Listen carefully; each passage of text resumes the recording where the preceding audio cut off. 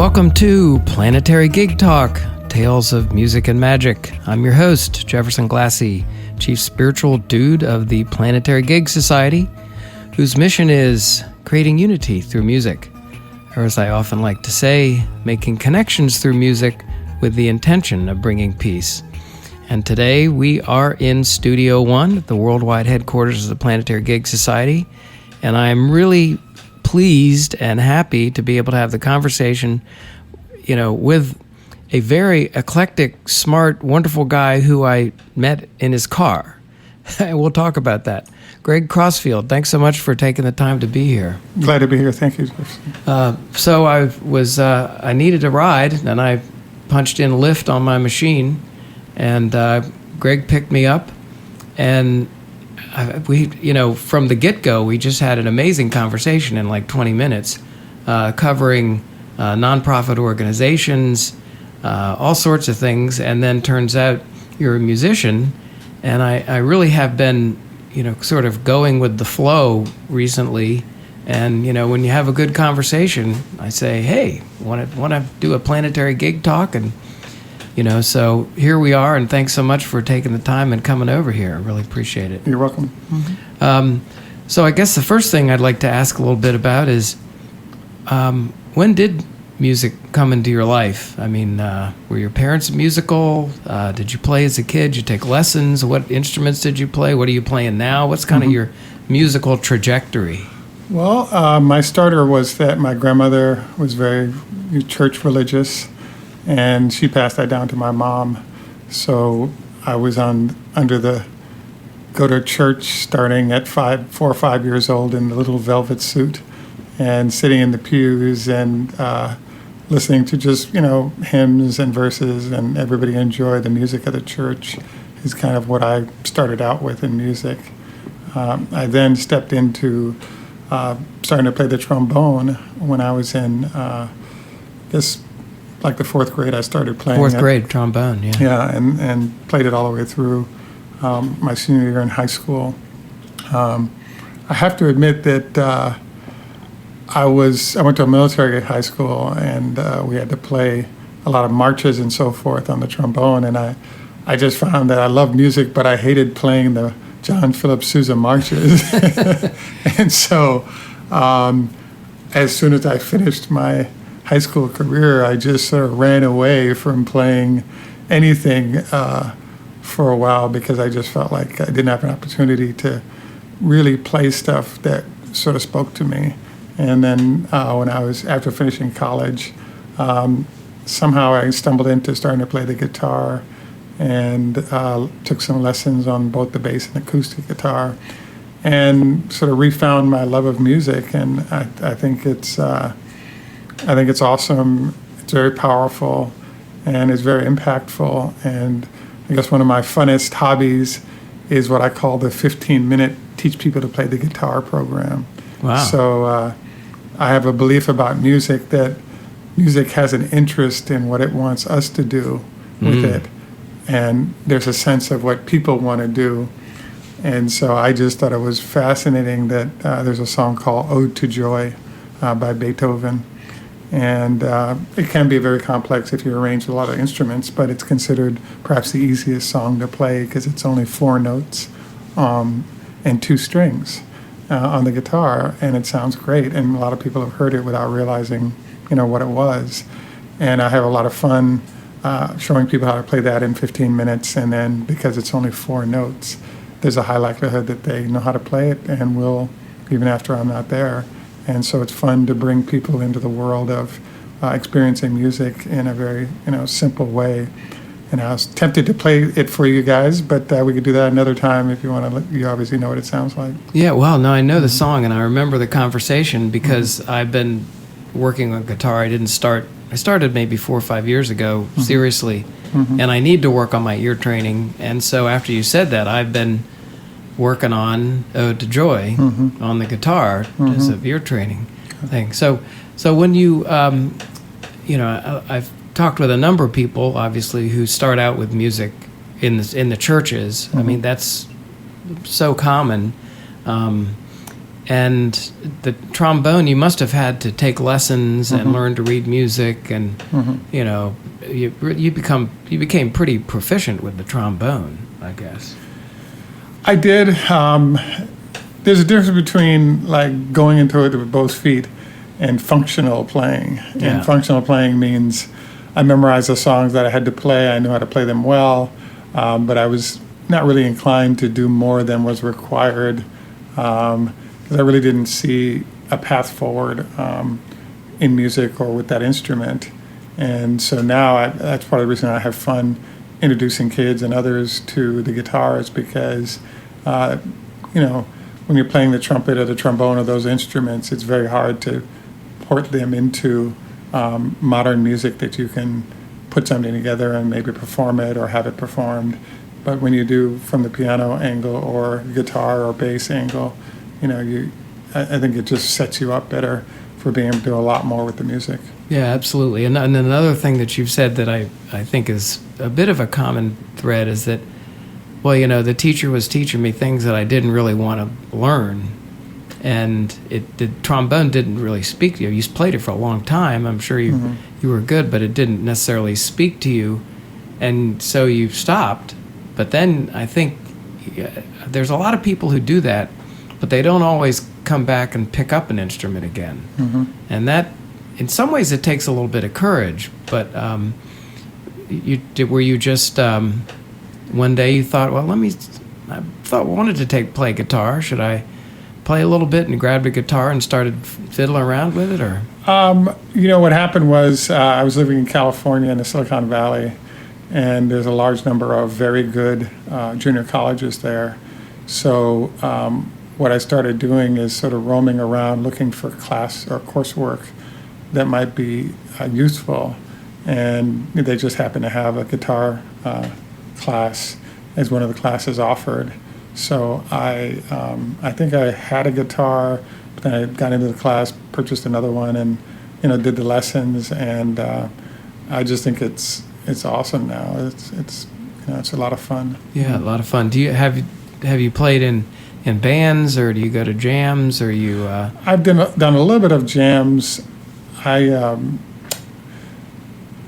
you know, have been busy with other things and looking for ways to get back into doing more music. One of the challenges with music is that it can be very simple or very complex. Yeah. And you know, I drive a lot, and my next plan actually is to get a ukulele, or a very small guitar, because part of getting good is everyday practice.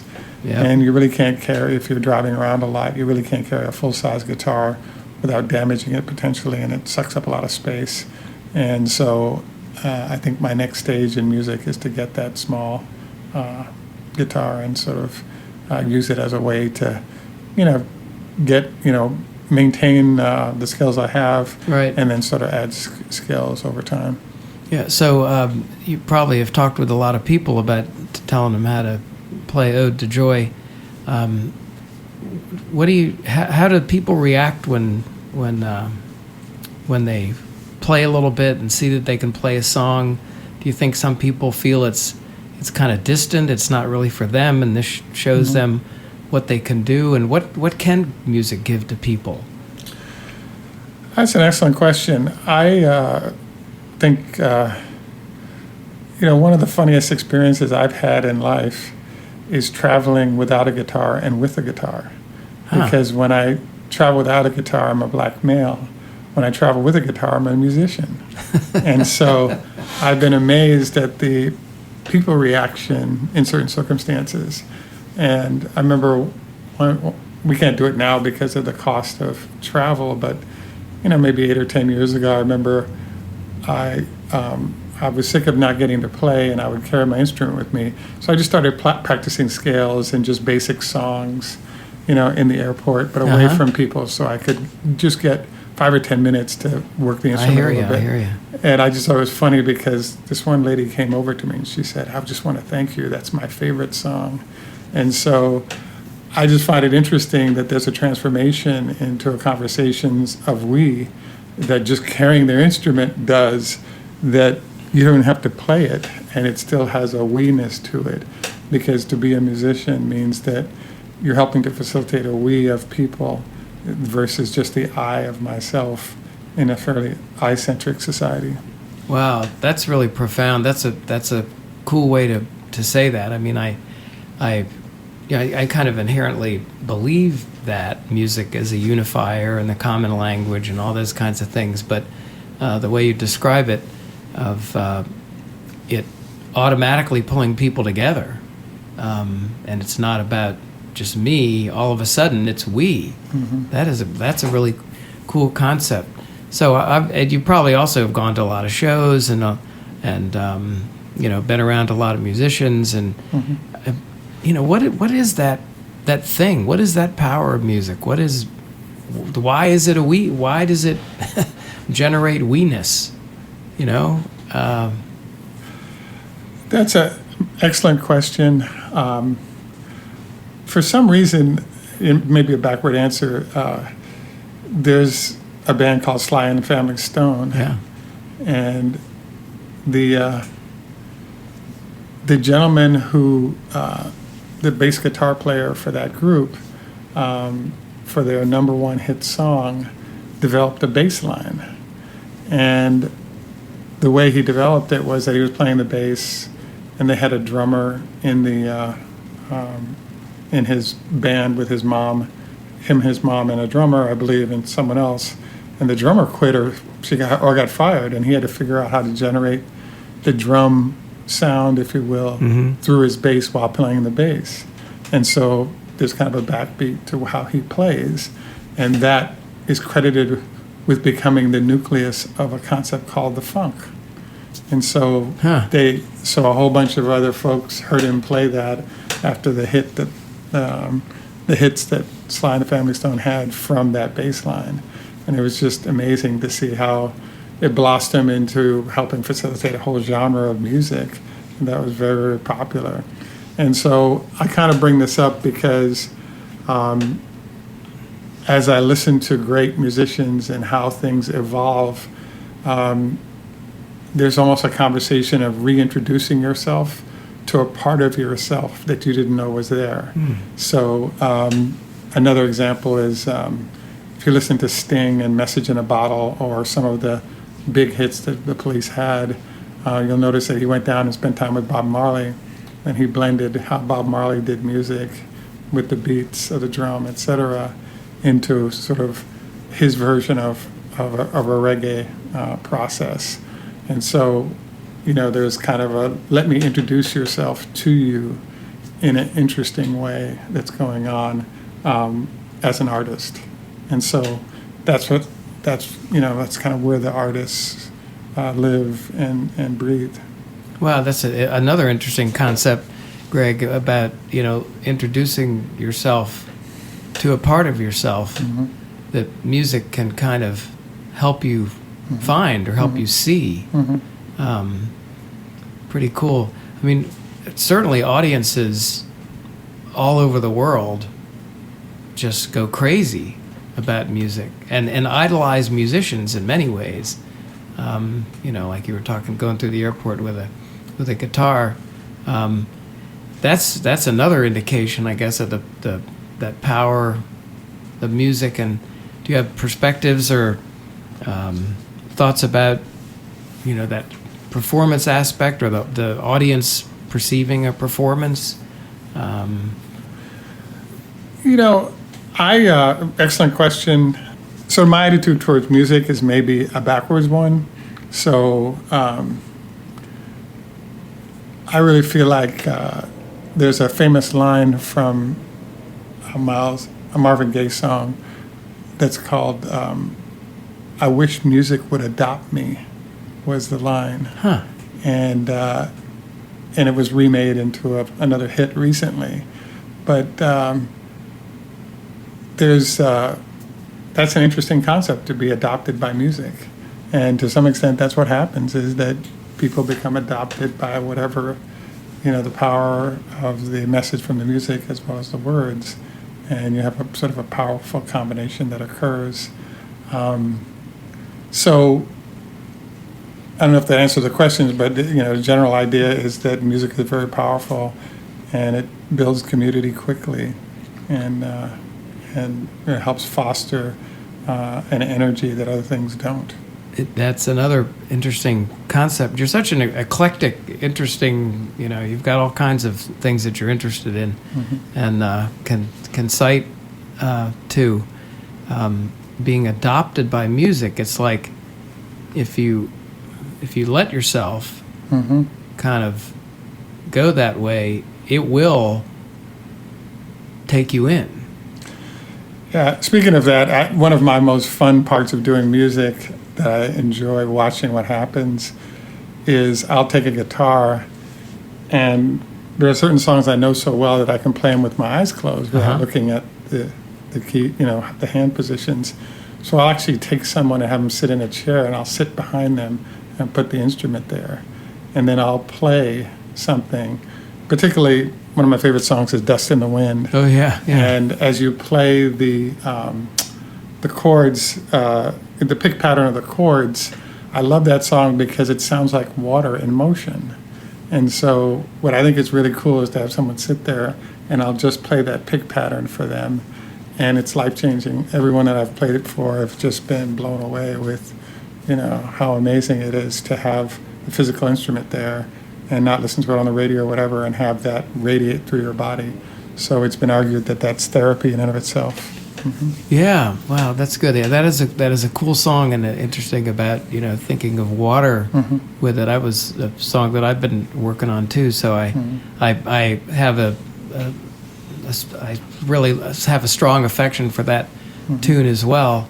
And that's another good point, I think, is I certainly as a kid and growing up, I didn't really feel like music was something that I could do. We went to dances and whatever, but I just didn't. It didn't quite hit me like that.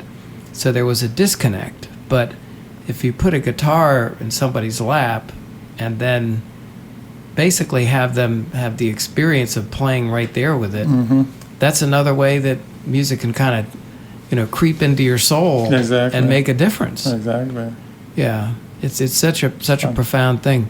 Do you have thoughts about we got a society going on here that maybe tends to the opposite side of the we-ness. What can we do? I mean, I asked this question. I'm not sure there's any answers. On the other hand, I think there are many answers, and we have the answers. What are things that we can do to tap into that as a society, as a people, to be able to help folks along, and it's kind of a cliche, but make a better world somehow. Excellent question. I think that introducing more music to people of different types can only help. I think it definitely can be soothing to the soul of the world. Yeah. And do you, you're in D.C., we're in D.C., so do you get around to certain kinds of music, or? Yes, I enjoy music. I have to admit, because it's free, one of my favorite things is to go to National Museum at 3 o'clock on Sundays most of the summer. They have free concerts by small choral groups. So I recommend. So I listen to everything. Get out. I've been invited to join a few bands actually in the go-go persuasion. Oh, cool. And I was kind of surprised because I'm not that great, but there are a lot of aging out musicians now, so the bands actually need replacements. And it's not clear that the next genre of kids were sort of musically inclined. They're music inclined in terms of listening and rapping and so forth, but not be, in the let me play the instrument and sort of get into it at that level zone. And so, I think it's a shame. And what I really look forward to getting involved with is, like I went to a boarding school, and what I think I'm going to do for my next visit there is Amazon has a $30 guitar available. So what I was going to do at my next visit there, when I get to speak with the African American students, is to buy a $30 $1 guitar and ask who'd like to learn how to play, and then teach them that first song and leave that guitar with that student. And that way, they can be introduced to the whole idea of music from a different angle, even if they can't afford an instrument. And I guess I'm also intrigued because one of the most fascinating music stories that I consistently have heard is about the fact that during the olden days where black musicians had to stay in the homes of of black families in those cities, you'd have a lot of new musicians created because those musicians would go in and teach the kids how to play. And all of a sudden you'd have all these kids benefiting, from being around the possibility of music. And so I just think that if there's encouragement, you can get starting and then eventually perhaps do something, really significant in the space. Wow. Well, I think, one thing the world needs is more Greg Crossfields, because if more people got out there and, just tried to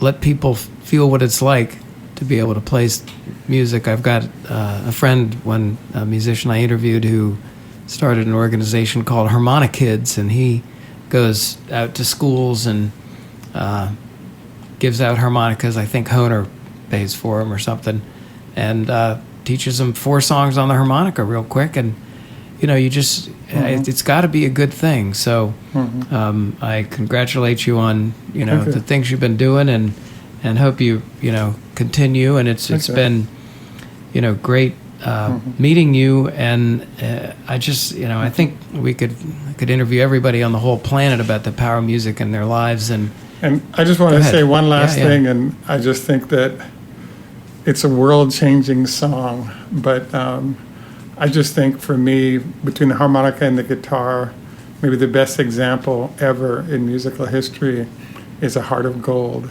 Oh, yeah. And the line where he says, "I've been searching for a heart of gold, and I'm getting old." I just thought that was, that's totally awesome. And then maybe as a final thought, one of my favorite is Jalaluddin Rumi. And Rumi has a concept that says that at night, I open the door and ask the moon to come and caress my face. Close the language door and open the love window. The moon won't use the door, only the window. And so I feel as though music roams in this territory.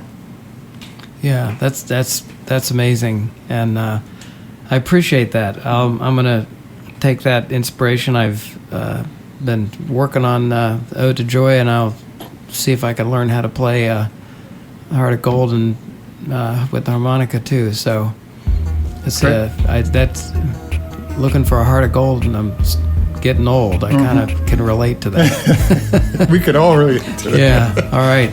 So thanks very much. Greg Crossfield, everybody. Appreciate it. Thank you. You've been listening to Planetary Gig Talk, Tales of Music and Magic. I'm your host, Jefferson Glassy, Chief Spiritual Dude of the Planetary Gig Society. We talk with musicians and others about the power of music and how we can use music to help create a better world. Please check out our website, www.planetarygigs.org, for information about some of the organizations promoting music and musicians, resources about the power of music, books, movies, articles, including new research on music and the brain. We welcome your support. The Planetary Gig Society is a Section 501c3 charitable organization, and you can donate on the website. You also can receive a free email signature block demonstrating your support for Planetary Gig Society. Please follow us on Twitter, Instagram, and Facebook at Planetary Gigs. And we want to thank fabulous musician and teacher Eric Weinberg of Little Eric Studios for the Planetary Gig Talk music titled Chill Kid, It's Saul. So please check out Planetary Gig Talk on iTunes, Google Play, and Stitcher. Subscribe and hear all the upcoming episodes. Thanks very much.